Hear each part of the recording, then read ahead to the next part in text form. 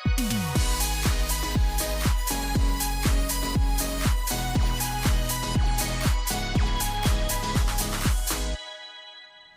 ora, good morning everyone, Rich Wong here. Welcome back to the channel. In today's video, we are going to have a look at this new Viltrox 30mm f1.4 lens for APS-C cameras. It is quite a special lens as there is no first-party lens that has this focal length and aperture. So that makes it a unique lens for people who has been waiting for a fast, wide-angle prime lens for their APS-C camera. And a quick disclaimer before we start. The sample I used in this review was sent to me by Viltrox, but as usual, this is a completely independent review and I will share with you the pros and cons I found about this Viltrox lens.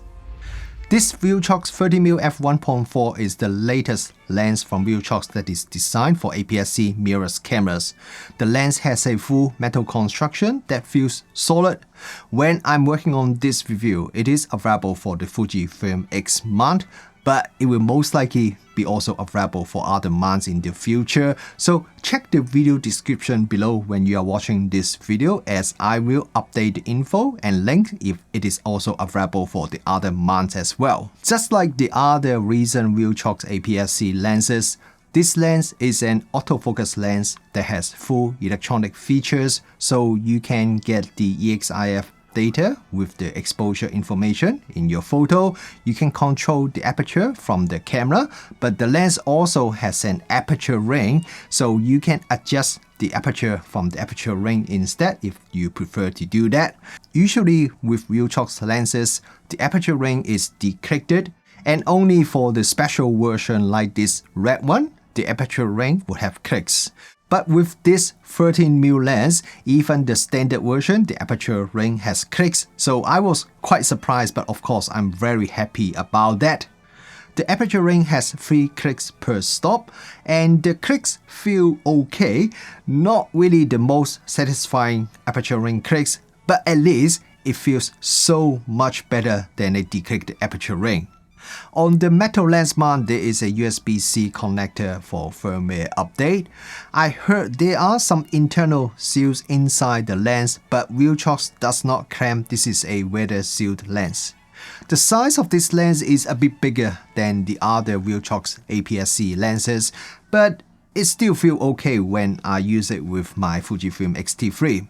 The weight of this lens is also a bit heavier than the average APS-C lenses from Viltrox. The lens weighs at around 420 grams.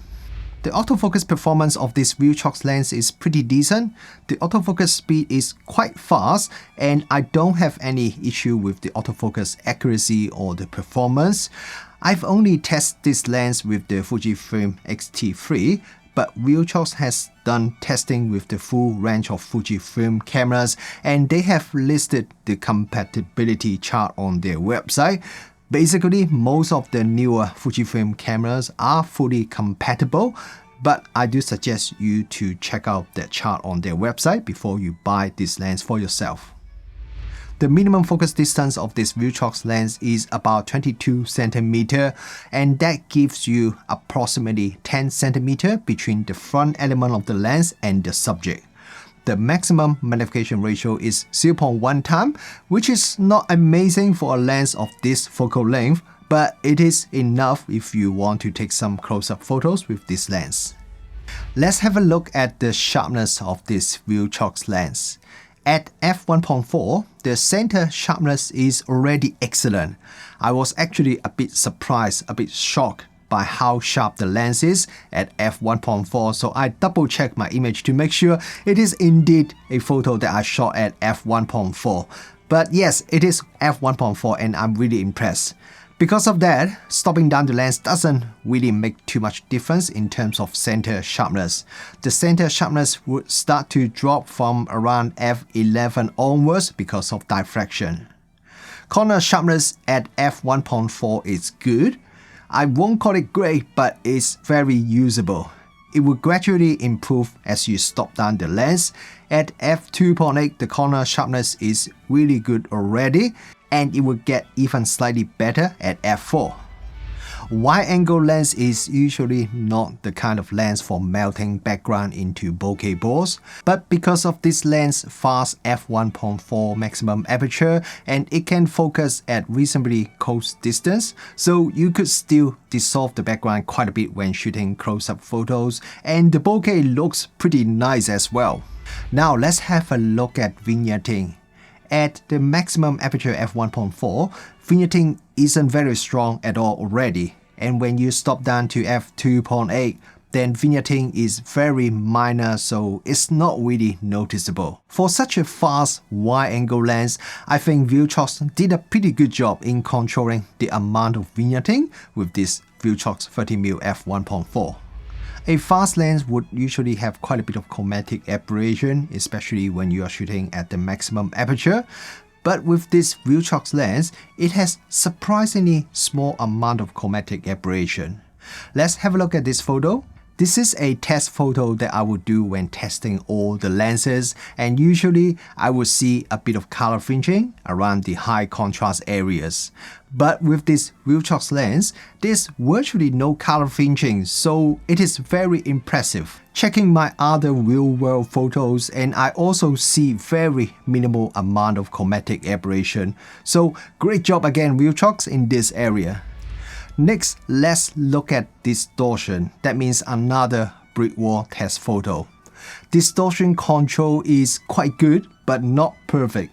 I see some minor distortion pattern in this test photo, but for a wide-angle lens, I think the amount of distortion is quite acceptable. Lens flare control is usually the biggest weakness with the Chinese optics manufacturer. Quite often I will see a lot of lens flare and ghosting and low contrast when I'm shooting into a bright light source. But Viltrox appears to have cracked this secret, as the lenses usually have pretty decent lens flare performance. And this time with this Viltrox 30mm f1.4 lens flare control is also pretty decent. Shooting directly into the sun, the image is not really affected by the strong light source. There is a small amount of ghosting, but that's pretty much it. Contrast remains very good as well. It makes this Viltrox lens very usable no matter you want to shoot during the middle of the day or at night when there is a strong light source in front of the camera. Starting from f5.6, you can start to see Sunstars in the photo. And when you stop down the lens to the minimum aperture f16, Sunstars are sharp with long tails. Because the lens has 9 aperture breaks, so the Sunstars are 18 points. I myself prefer simpler Sunstars like 10-point Sunstars, but that is just my personal preference. When shooting at the maximum aperture f1.4, if you look at the corner, you can see a bit of Coma. Stop down to f2, Coma is much reduced to the point that it may not really matter too much at all, and at f2.8, Coma is not noticeable. If you are a videographer, I think this 13mm Viltrox lens would be great for you. Autofocus motor is really quiet, so you won't be able to hear any autofocus noise at all when you are recording your video. Autofocus with Viltrox.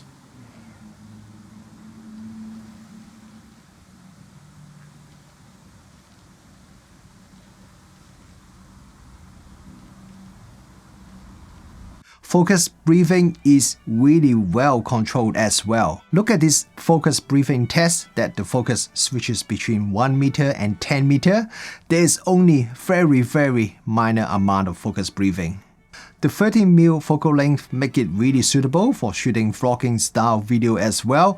The wide but not super wide field of view allows you to capture yourself and a bit of background to help you tell the story. Unfortunately, my XT3 doesn't have any IBIS, and this lens also doesn't have any optical image stabilization, so I will have to either rely on a gimbal or apply electronic stabilization to keep the video steady. We have reviewed pretty much every single Viltrox autofocus lens on this channel, including the APS-C and full frame lineup. One common thing I noticed is the Viltrox lenses have solid performance and they are very good value for money. But in terms of image quality, most of them are quite close to the first-party lenses, but they do not offer better overall image quality. This time, with this new Viltrox 30mm f1.4 lens, I can easily tell you this is the best Viltrox lens that they have released so far. And maybe that's why the price of this lens is quite a bit more than the previous Viltrox APS-C lenses. The overall performance of this lens is just so good. I would say if company like Fujifilm releases a 30mm f1.4 lens tomorrow, they probably would have a hard time to deliver something that is better than this Viltrox lens. While I do wish this lens is slightly smaller, but other than that, this lens basically has no real weakness, and it has even done a few things incredibly well. Look back the first Viltrox lens that I reviewed just about 2 years ago, I'm really surprised by how much Viltrox has improved within such a short period of time. If you are looking at buying a wide-angle fast APS-C prime lens, this is the lens that I can recommend to you.